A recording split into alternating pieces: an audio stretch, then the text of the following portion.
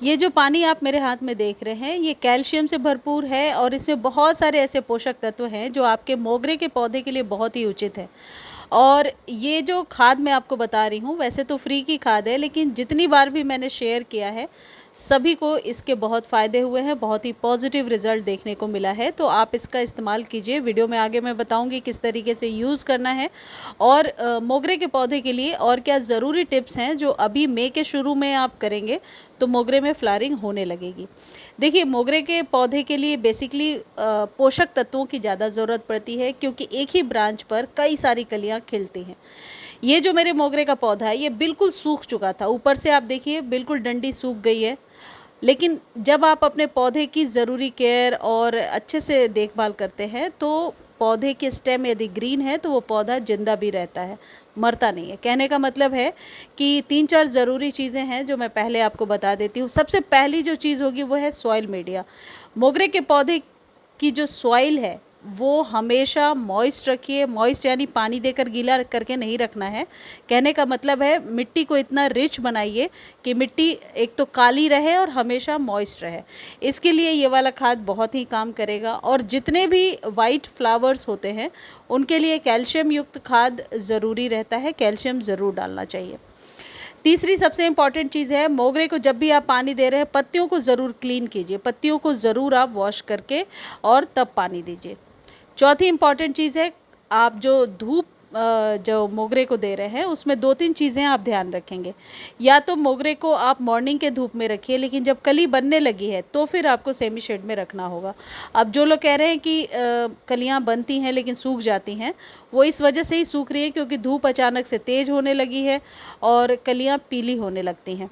तो कलियों को बनने के बाद शेड में रखिए। अब ये जो चीज़ आप देख रहे हैं ये है चूना।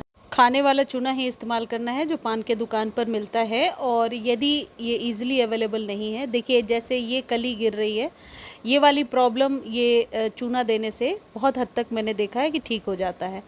तो ये आप ऐसा भी कर सकते हैं कि जो चॉक होता है जो स्टेशनरी के शॉप पर मिलेगा उसको पाउडर फॉर्म में बना करके और छोटे चम्मच से ये ध्यान रखिएगा आधा चम्मच के करीब आपको गमले पर ऐसे छिड़क देना है।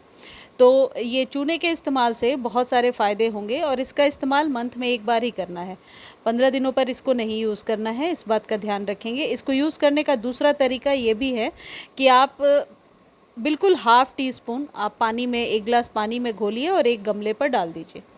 दूसरी जो चीज़ है जो अभी से लेकर के वीक में 2 से 3 बार आप डालेंगे और वो है ये चावल का पानी। चावल तो करीब करीब सभी के घरों में बनता है। चावल को जब हम वॉश करते हैं और जो पानी निकलता है वो आपके पौधे पर बहुत ही बढ़िया कैल्शियम का स्रोत रहता है। खासकर मोगरा पर मैंने देखा है बहुत ही बढ़िया काम करता है।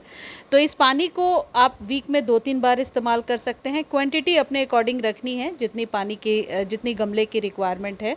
आप चाहे तो इसे स्टोर करके भी रख सकते हैं। जब स्टोर्ड ये चीज़ आप यूज़ करेंगे तो फिर आप 50% नॉर्मल वाटर मिलाएंगे क्योंकि इसमें एक प्रकार का गैस बनता है जो आपके पौधे की रूट्स को जला सकता है यदि आपने 24 घंटे से ज़्यादा स्टोर करके रखा है। यदि फ्रेश दे रहे हैं तो फिर आप डायरेक्टली इस्तेमाल कर सकते हैं। इसका स्प्रे भी आप अपने पौधों पर कर सकते हैं, लेकिन इसका एक नुकसान होता है कि जब भी हम इसका स्प्रे करते हैं कई बार स्प्रे बॉटल में फंस जाता है। 2-3 बार या तो छान के कीजिए या कई बार मैंने देखा है मक्खियाँ बहुत गार्डन में आने लगती हैं, तो डायरेक्टली जड़ों में डालना ही बेस्ट ऑप्शन होता है। लेकिन हाँ, कलियों को लेने में ये बहुत ज़्यादा मदद करती हैं। अब एक चीज़ और ध्यान रखिए, जिनके यहाँ कलियाँ खिल गई हैं या कली जो है सूख रही है तो उस स्टेम को आप 1 इंच के करीब ज़रूर ऊपर से कट कर दीजिए, क्योंकि जितनी बार हम इसको अच्छे से ट्रिम करते हैं मोगरे के पौधे में हम फ्लावरिंग उतनी अच्छी ले पाएंगे। अगली जो इम्पॉर्टेंट चीज़ है ये है फटे हुए दूध का पानी। अक्सर गर्मियों में हमारे यहाँ किचन में दूध फट जाता है। दूध फटने के बाद पनीर को तो हम अलग कर लेते हैं, लेकिन जो पानी बच जाता है इसमें बहुत सारे पोषक तत्व होते हैं जो मिट्टी की गुणवत्ता में सुधार करते हैं और फंगल इन्फेक्शन को होने से रोकते हैं। एक चीज़ और है, जो भी बातें मैं आपको बता रही हूँ आप जाइए क्रॉस चेक कीजिए, कोई ऐसी सुनी सुनाई मनगढ़ंत बातें नहीं होती हैं और हमारे वीडियोज़ कहीं से कॉपी पेस्ट भी नहीं होते हैं। इस पानी के 10 से भी ज़्यादा फ़ायदे हैं पौधों के लिए। अब आपको लेना कितना है, एक मग में जैसा आपने देखा आधा पानी और आधा ये वाला फर्टिलाइज़र मैंने मिला लिया और इस तरीके से दे दिया।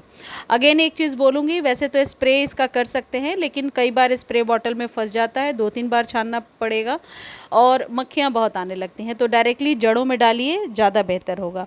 ये जो पानी है इसे स्टोर करके भी रख सकते हैं, लेकिन आप जब स्टोर करेंगे तो नॉर्मल वाटर मिलाकर यूज़ करेंगे। एक चीज़ और ध्यान रखिए कि इसको मॉर्निंग में दे दीजिए ताकि पूरे दिन गमले में धूप जाए। और ये जो फटे हुए दूध का पानी है ये सभी प्रकार के पौधों को दिया जा सकता है। मोगरे के पौधे के लिए ये बहुत ही बढ़िया काम करेगा, मिट्टी में नेचुरली मॉइस्चर को मेंटेन करके रखता है। चूने और इस खाद के बीच में आपको कोई ऐसा गैप रखने की ज़रूरत नहीं है। मान लीजिए आज आपने चूना दे दिया तो आज ही ये पानी भी दे सकते हैं, लेकिन चूना फिर 1 महीने बाद रिपीट करना है।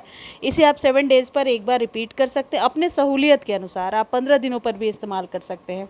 ये पूरे साल इस्तेमाल होने वाला खाद है और मोगरे के पौधे पर बहुत ही बढ़िया चलता है। मोगरे को धूप में रखिए जब तक कि उसमें कलियाँ नहीं बन रही हैं। कली जब बनने लगे तो फिर आप उसे थोड़ा सेमी शेड में शिफ्ट कर दीजिए, पानी डेली दीजिए। मुझे उम्मीद है ये वीडियो आपको बहुत अच्छी लगी होगी। वीडियो अच्छी लगती है तो चैनल को लाइक, शेयर और सब्सक्राइब ज़रूर कीजिए। धन्यवाद।